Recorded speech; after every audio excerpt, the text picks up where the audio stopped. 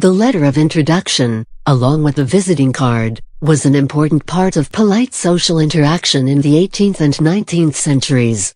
It remains important in formal situations, such as an ambassador presenting his or her credentials, a letter of credence, and in certain business circles. In general, a person would not interact socially with others unless they had been properly introduced, whether in person or by letter.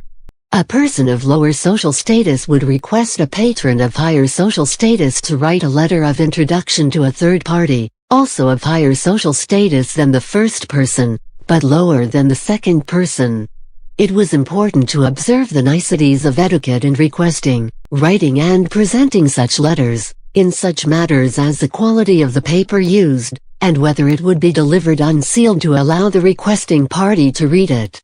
For example, it was best practice to deliver a letter of introduction to the intended recipient with a visiting card, to allow the recipient to reciprocate by calling upon the sender the next day. When Benjamin Franklin served as ambassador to France, 1776 to 1785, he was besieged by those traveling to America who desired letters of introduction. With his inimitable sense of style and humor, Ambassador Franklin drafted the following letter. The bearer of this, who is going to America, presses me to give him a letter of recommendation, though I know nothing of him, not even his name. This may seem extraordinary, but I assure you that it is not uncommon here. Sometimes, indeed, one unknown person brings another, equally unknown, to recommend him. And sometimes they recommend one another.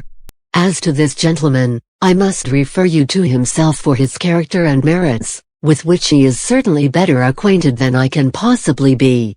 I recommend him, however, to those civilities which every stranger of whom one knows no harm has a right to. And I request you will do him all good offices,